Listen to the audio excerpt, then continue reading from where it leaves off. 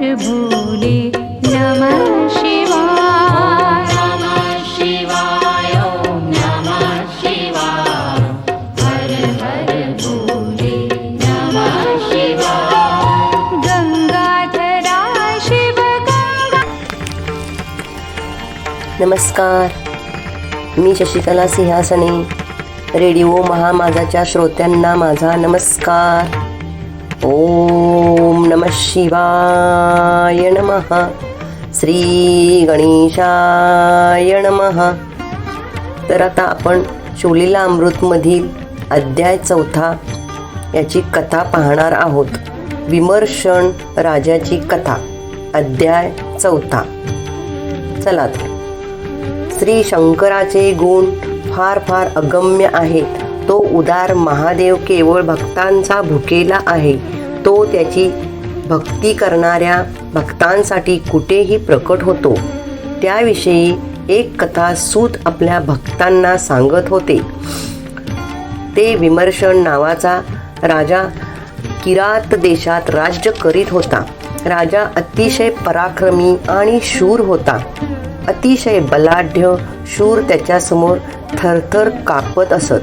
कधीही रानात जाऊन मनात येईल तेवढी मनसोक्त शिकार करावी, मद्य आणि मदिराक्षी यांच्या सहवासात सारी रात्र घालवावी असा त्याचा नेहमीच दैनंदिन कार्यक्रम असे.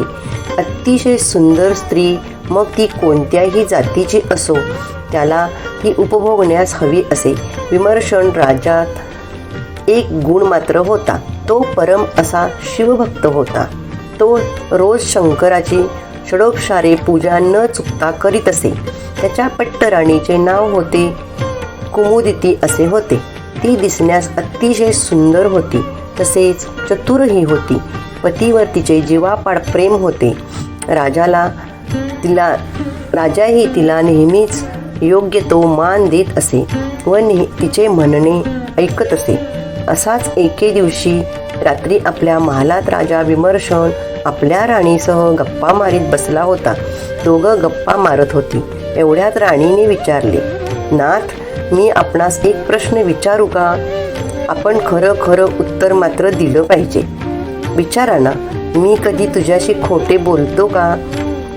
राजा म्हणाला, तुम्ही भगवान शिवांची पूजा नेहमी करता. शिवरात्र, सोमवार, प्रदोष हे उपवास श्रद्धेने करता. नित्य नियमाने भजन कीर्तन करून त्या दिवशी जागरण करता.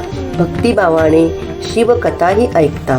पण असे असून सुद्धा तुमच्या हातून रोज अनेक पातकेही होतात, हत्या होतात, अधर्म होतो. हे कसं काय बरं?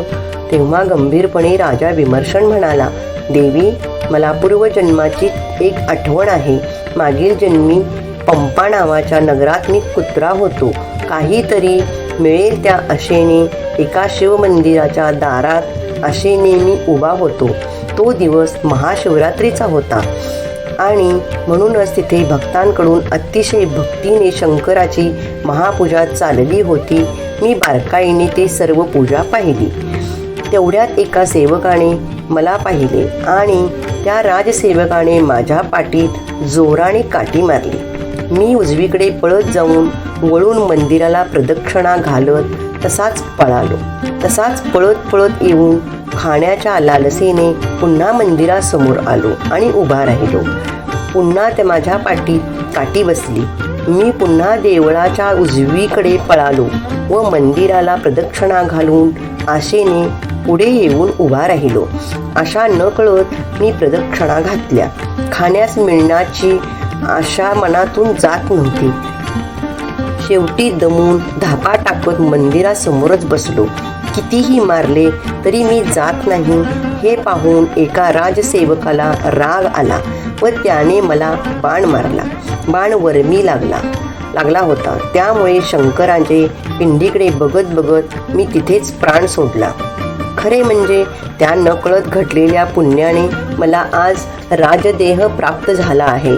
परंतु श्वानाचे काही गुण माझ्यात शिल्लक राहिले आहेत. मला मी जे आता वागतो ते चांगले नाही हे कळते, पण तरीही आपोआप तसे वाईट वर्तन माझ्याकडून घडतेच. बरं, ते जाऊ दे. मी मागच्या जन्मी कोण होते सांगा बरं. राणीने लाडिकपणाने राजाला विचारले. तू पूर्वी एक कबुतरीण होतीस. राणी कुमुदितीकडे पाहत राजा विमर्शन म्हणाला. असं? मग मला हा जन्म कसा मिळाला? तोंडात मांसाचा तुकडा धरून उडत उडत तू चालली होतीस. तेवढ्यात तुझ्या मांसाची अपेक्षा धरून एक ससाना तुझा पाठलाग करू लागला. समोरच शंकराचे एक मंदिर होते. त्या ससाण्याला चुकवण्यासाठी तू देवळाच्या भोवती उजवीकडून 3 प्रदक्षिणा घातल्यास. पण थोड्याच वेळात तू पूर्णपणे थकून गेलीस. तुझी ताकद त्याच्यापुढे फार फार कमी पडली आणि ससाण्याने तुझ्यावर एकदम झडप घालून तुला ठार मारले. तुझे मृत कलेवर तिथे विश्वमंदिरासमोर पडले आणि त्या पुण्याने तू या जन्मात राणी झालीस. राजाच्या बोलण्याकडे लक्ष देऊन एकाग्रतेने राणी कुमुदिती हे सर्व ऐकत होती. नंतर तिने राजाला विचारले.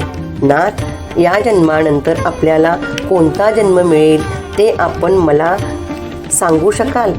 आपल्याला भूत भविष्य सर्व ज्ञात आहे म्हणून विचारत आहे.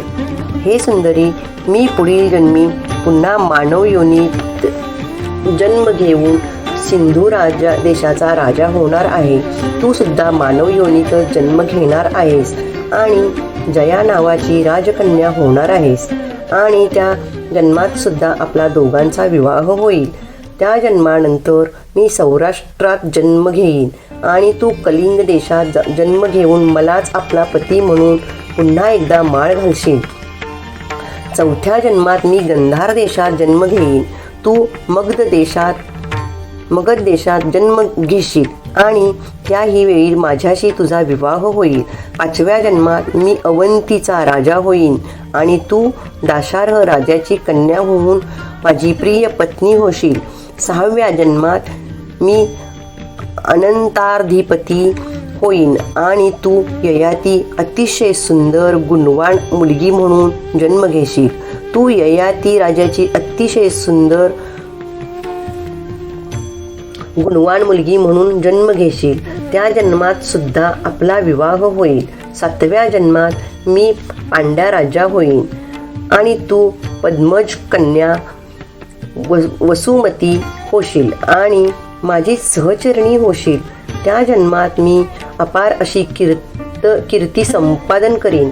मी पराक्रमाने धर्म वाढवीन. बलाढ्य अशा शत्रूचा पराभव करीन. नेहमी शिवभजनात रंगून जाईन. मला वार्धक्य प्राप्त झाल्यानंतर वानप्रस्थाश्रम स्वीकारून पुत्राला राज्य देऊन मी तप करण्यासाठी वनात जाईन.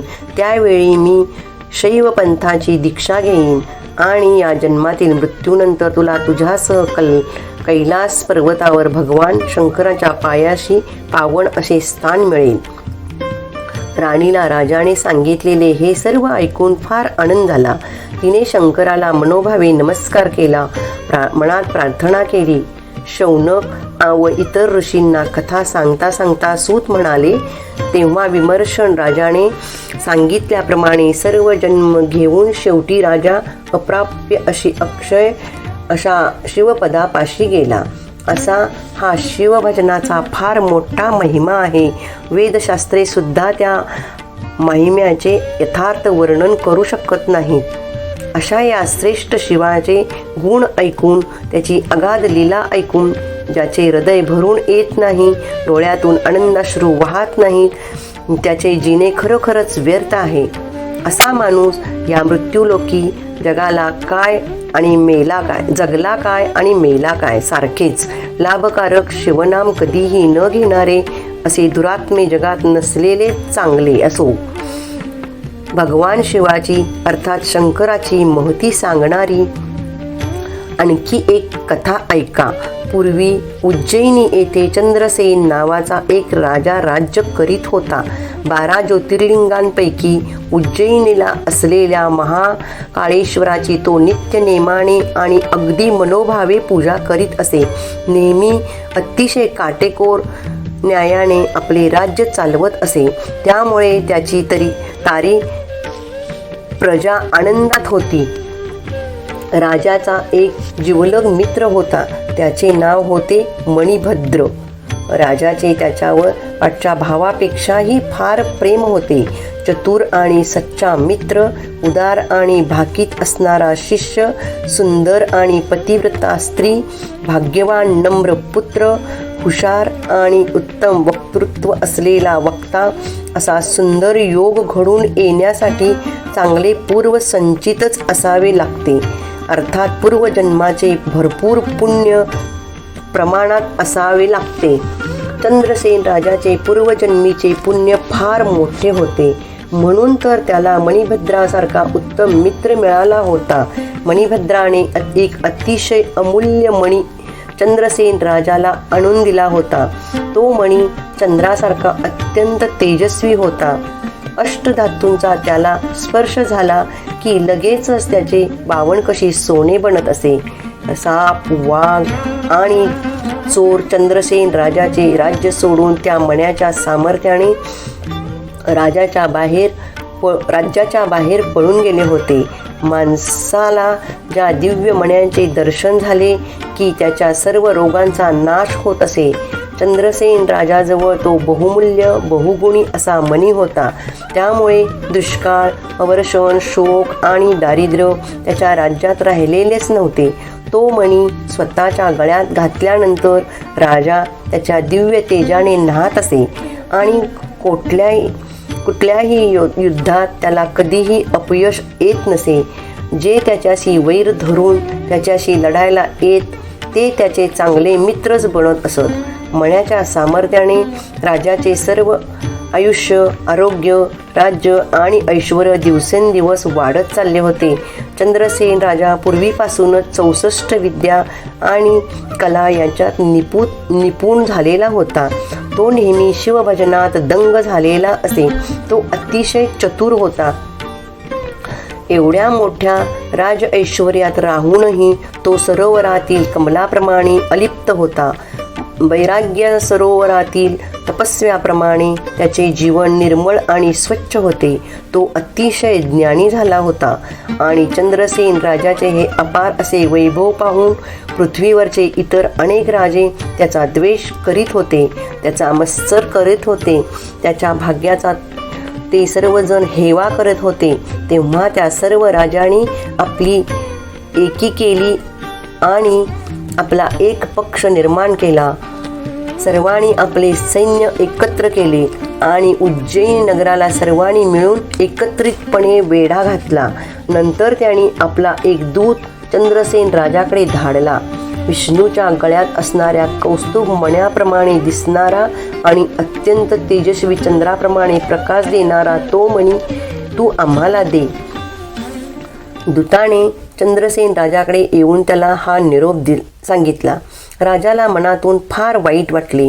अमुक वस्तूचा आपल्याजवळ संग्रह करणे म्हणजे अनर्थाला आमंत्रणच दिल्यासारखे होते, हे त्याला आता जाणवले. अतिरूप, अतिधन, अतिविद्या, अतिप्रीती, अतिभोग, अतिभूषण म्हणजे संकटे येण्याची कारणे आहेत. राजा अशा तऱ्हेने विचार करीत होता. आता काय बरे करावे? दूताने सांगितल्याप्रमाणे जर मणी देऊन टाकावा तर आपण आपल्या क्षत्रिय धर्माचे पालन केले नाही असे समजले जाऊन युद्धाला घाबरलो असे होते. न द्यावा तर युद्ध होऊन यामध्ये उगाच दोन्हीकडील सैन्य मृत्युमुखी पडते. मग काय करावे राजाला सुचेना. शेवटी त्याने आपला सारा भार स्वामी महाकाळेश्वरावर घालायचे ठरवले. तो करुणेचा सागर, दिनांचे रक्षण करणारा, जगतांचा उद्धार करणारा, भक्तांना अभय देणारा, पार्वती देवीचा प्राणसखा स्वामी महाकाळेश्वर जे काय करील ते करू दे असे म्हणून त्याने विधिवत पूजा करण्यासाठी पूजा साहित्य मागवले आणि तो महाकाळेश्वराच्या मंदिरात गेला. त्याने षडोषोपचारे पूजा करायला सुरुवात केली. आपल्या मनातील सर्व चिंता सोडून चंद्रसेन राजा महाकाळेश्वराच्या मंदिरात भगवान शंकरांची पूजा मनोभावे करू लागला. इकडे त्याच्या प्रधानाने आपल्या सैन्याला राज्याला वेढा घातलेला राजाच्या सैन्याशी युद्ध करण्याचा हुकूम दिला. हर हर महादेव अशी गर्जना करीत सैन्य बाहेर पडले. दोघांच्या सैन्यात घनघोर युद्ध सुरू झाले. भयंकर धडाडणाऱ्या तोफांचा आवाज, एकमेकींशी भिडणाऱ्या तलवारींचा खणखणाट, रणभूमीत सर्वत्र एकमेकींशी भिडणाऱ्या तलवारींचा खणखणाट, रणभूमीत सर्वत्र धावणाऱ्या घोड्यांच्या टापांचा आवाज सर्व वातावरणात भरला होता. राजा चंद्रसेन मात्र महाकाळेश्वराच्या मंदिरात शंकराचे ध्यान करीत स्वस्थ बसला होता. महाकाळेश्वरावर त्याचा पूर्ण विश्वास होता. देवळाच्या दारात मंगलवाद्ये वाजत होती. अनेक नागरिक राजाची पूजा बघत मंदिरासमोर उभे होते. तेथेच मंदिराच्या एका कोपऱ्यात गवळीवाड्यातील एक तरुण विधवा स्त्री आपल्या लहान 6 वर्षाच्या मुलाला कडेवर घेऊन पूजा बघत उभी राहिली होती. तिच्या कडेवरचा छोटा मुलगा राजाकडे एकसारखा टक लावून पाहत होता. जरा वेळ थांबून घरी काम पडले असल्याने ती गोप स्त्री आपल्या घरी आली. मुलाला खेळायला घराबाहेर सोडून ती घरातले काम भरभर आटपू लागली. खेळणाऱ्या बाळाने शंकराच्या लिंगासारखा दिसणारा एक दगड शोधला. मातीचा ढीग करून त्यावर त्याने तो दगड शिवप्रतिमा म्हणून स्थापन केला. बिचारा तिथे एकटाच खेळत होता. लहान लहान दगड त्याने वेचून आणून जवळ ठेवले आणि राजाप्रमाणे पद्मासन घालून त्याच्या समोर बसला. राजा कशी पूजा करीत होता ते नीट आठवून तो पूजा करू लागला. त्याच्याजवळ पूजेसाठी लागणारे धूप, दीप, नैवेद्य, पंचामृत यापैकी काहीच नव्हते. त्याऐवजी तो छोटे दगड त्याने स्थापिलेल्या शिवलिंगाला वाहत होता. शेजारीच गावात उगवलेली रानटी फुले आणून त्याने शंकराला वाहिली. मंत्र, ध्यान, आसन यापैकी त्याला काहीच ठाऊक नव्हते, पण तो जी शंकराची पूजा करीत होता ती अगदी मनापासून करीत होता. शेवटी डोळे झाकून त्याने ध्यान सुरू केले. सांब सदाशिव, सांब सदाशिव असा जप त्याने तोंडाने सुरू केला. इकडे त्याच्या आईचा स्वयंपाक करून तयार झाला होता. ती आता त्याला जेवायला हाक मारत होती, पण हा बाळ शंकराचे स्मरण करण्यात अगदी दंग झाला होता. त्याला आईने मारलेली हाक ऐकूच आली नाही. तेव्हा ती गोपस्त्री रागारागाने घराबाहेर आली. बघते तो आपला बाळ मातीच्या ढिगाऱ्यासमोर हात जोडून बसला आहे. बाळ्या, तू हे काय नवीन खूळ काढले आहेस आज? चल पाहू आधी जेवायला. मला दुसरी खूप खूप कामे आहेत. चल उठ. पण बाळ आपल्या बसल्या जागेवरून हलला नाही. तेव्हा त्या स्त्रीला खूपच राग आला व तिने त्याची मांडलेली पूजा उधळून टाकली. त्याला 2 रट्टे दिले आणि केस धरून त्याचे डोके हलवत ती म्हणाली, ए वेड्या, आता आधी चल पाहू घरात. बाळाने डोळे उघडून समोर पाहिले. आपल्यासमोरची आपण केलेली पूजा पूर्णपणे उथळली गेली आहे हे लक्षात येताच त्याला फार दुःख झाले. त्यामुळे तो बेशुद्ध पडला. हे सारे बाळाचे ढोंग असे आईला वाटले. त्यामुळे त्याच्याकडे लक्ष न देता त्याला शिव्या देत ती घरात गेली. जेवू घातले आणि फाटकी गोधडी पांघरून गवताच्या बिछाण्यावर झोपली. तिकडे आपण मांडलेली पूजा उधळल्यामुळे बाळ शंकराच्या नावाचा जप करीत करीत रडत होता. त्याच्या मनातील निष्पाप आणि निर्मळ भक्तीने शंकर प्रसन्न झाले. त्याबरोबरच त्या गवताच्या झोपडीत तो बसला होता ती झोपडी गुप्त होऊन त्या जागेवर रत्नांनी मडवलेला सुंदर असे शिवमंदिर बनले होते.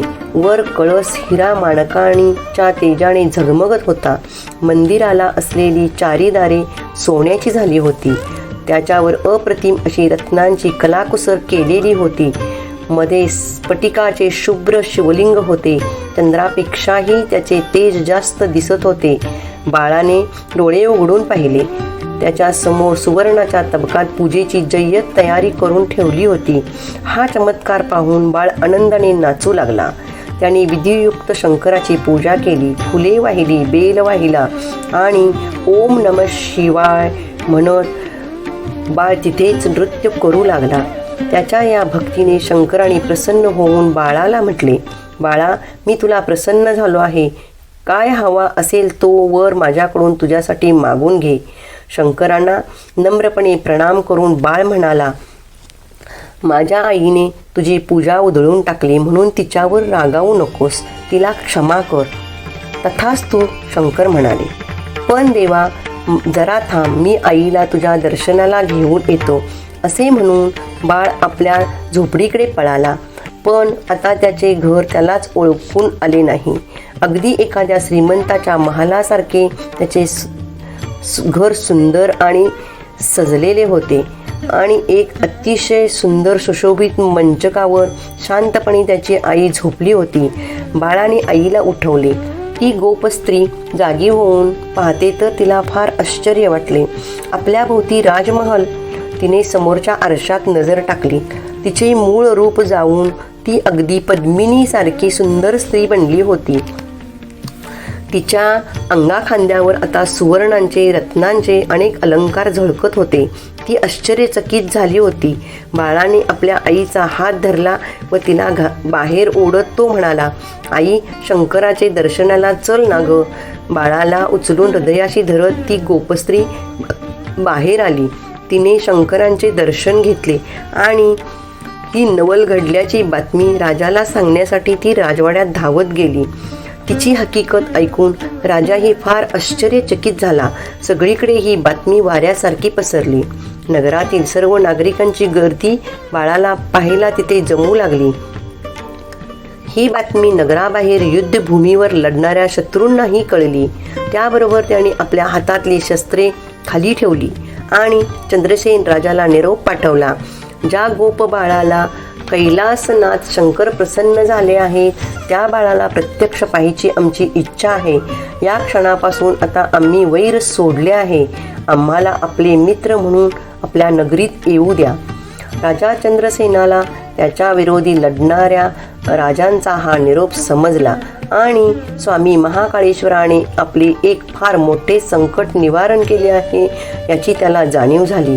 कैलासनाथाला मनोभावे प्रणाम करून राजा चंद्रसेन प्रधानाबरोबर सर्व राजांचे स्वागत करायला राजधानी असलेल्या नगरीच्या वेशीबाहेर आला. सर्वांचे क्षेमकुशल विचारून त्या सर्वांचा यथायोग्य सन्मान करून मोठ्या आदराने त्यांच्यासह राजाने मंगलवाद्यांच्या गजरात नगरीत प्रवेश केला. चंद्रसेन राजाच्या उज्जैनी नगरीचे वैभव, तिचा दिमाग आणि व्यवस्थितपणा पाहून आलेले सगळे राजे थक्क होऊन गेले. सर्वजण रत्नजडी शिवमंदिरासमोर आले आणि त्यांनी शिवाला आदराने मनोभावे साष्टांग नमस्कार घातला. त्या छोट्या गोप बालकालाही सर्वांनी वंदन केले. अशा तऱ्हेने शंकर प्रसन्न झाला. म्हणजे गवताची झोपडीसुद्धा सुवर्णाचा महाल बनते. आपला शत्रूसुद्धा आपला मित्र बनतो. घरातील दासदासी अष्टसिद्धीसारख्या आपण न मागता आपणास हवी असेल ती गोष्ट ताबडतोब आपल्या पुढे आणून देतात. अंगणातले साधे साधे वृक्षसुद्धा कल्पतरू बनतात. मुका माणूस पंडित बनतो. पांगळा माणूस वाऱ्यासारखा धावू लागतो. जन्मांध माणूस रत्नांची परीक्षा डोळसपणे करू लागतो. मूर्ख माणूस उत्तम वक्ता होतो.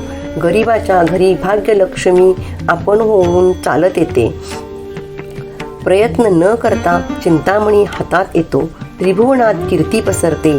अतिशय शक्तिशाली राजे आपले मांडलिक बनतात. जिथे जिथे खणाल तिथे तिथे धनाच्या राशी सापडतात. कसल्याही प्रकारचा फारसा अभ्यास न करता वेदांचे सार लक्षात येते. असा हा शिवमय महिमा आहे. एकदा का शंकर प्रसन्न झाला की मग कशालाच तोटा नाही, हे नक्की. तिथे जमलेले सर्वजण चंद्रसेन राजाची आणि छोट्याशा गोपाळाची स्तुती करत होते. देवळापाशी फार मोठी यात्राच भरली होती. तेवढ्यात काय झाले, रामसेवक हनुमान तिथे अचानक प्रगट झाले. तिथे असलेल्या सर्वांनी हनुमानाला आदराने नमस्कार केला. हनुमानाने त्या 6 वर्षाच्या गोपाळाला अतिशय प्रेमाने आपल्या हृदयाशी धरले. त्याच्या मस्तकावर आपला उजवा हात ठेवून त्याला उत्तम आशीर्वाद दिला आणि त्याला शिवपंचाक्षर मंत्र सांगितला. प्रत्यक्ष शंकराने जणू काही स्वतःच गोपबाळाला मंत्र सांगितला. सोमवार, शिवरात्र या व्रतांची संपूर्ण आणि सद्यवंत म्हणजे सविस्तर माहिती दिली. मारुतीच्या कृपेने तो गोपबाळ 14 विद्यात आणि 64 कलात अतिशय पारंगत बनला. नंतर मग मारुतीने त्याचे नाव श्रीकर असे ठेवले. सर्वांनी शंकराचा, मारुतीचा आणि श्रीकराचा अतिशय आदराने जय जयकार केला. देवाने आकाशातून सर्वांवर पुष्पवृष्टी केली. नंतर हनुमान श्रीकराला म्हणाला, यानंतर तुझ्या 8व्या पिढीत राजा नंद जन्मेल आणि त्याचा पुत्र म्हणून श्री विष्णू कृष्ण रूपाने त्यांच्या पोटी अवतार घेतील. त्या अवतारात ते शिशुपाल, कंस, कौरव वगैरे दुष्टांचा नाश करतील. सज्जनांच्या रक्षणाकरता भगवान नेहमीच अशा तऱ्हेने अवतार घेत असतात. असे बोलून हनुमान जसा अचानक प्रगटला तसाच गुप्तही झाला. ज्याचा गुरु प्रत्यक्ष हनुमान या श्रीकराचे भाग्य आता आपण काय वर्णावे. नंतर राजा चंद्रसेनाने व श्रीकराने तिथे आलेल्या राजांचा यथायोग्य सत्कार केला व सर्व राजे संतुष्ट होऊन वैर विसरून परत आपापल्या राज्यात निघून गेले. सोमवार, प्रदोष ही व्रते सर्वजण मनोभावे करू लागले. शिवरात्रीला मोठा उत्सव होऊ लागला. याचकांना भरपूर प्रमाणात यथायोग्य दान मिळू लागले. घरोघरी शिवलीलामृतांचे वाचन होऊ लागले आणि शेवटी ते सर्वजण शिवपदाला जाऊन पोहोचले. अशा तऱ्हेने विमर्शन राजाची आणि चंद्रसेन राजाची कथा असलेला हा अध्याय जे कोणी वाचतील त्यांना मनोवांछित संतती, भरपूर संपत्ती विनासायास मिळेल. वाचणारास उत्तम आरोग्य लाभेल, त्यांचे आयुष्य वाढेल. शिवाच्या चरणापाशी ज्यांची भक्ती आहे त्यांची संकटे त्यांच्या वाऱ्यालाही उभी राहणार नाही. जे कोणी शिवनिंदा करतात त्यांना महानरकात जावे लागते. विष्णूची आणि शंकराची निंदा करणाऱ्याला मृत्यूनंतर यम फार छळतो. म्हणून नेहमी प्रत्येकाने शिवाचे गुणगान करीत असावे. तसेच प्रत्येकाने सदोदित शिवचरणावर निष्ठा ठेवावी. ही कथा सफळ संपूर्णम. ओम शांती शांती शांती. धन्यवाद. नमस्कार.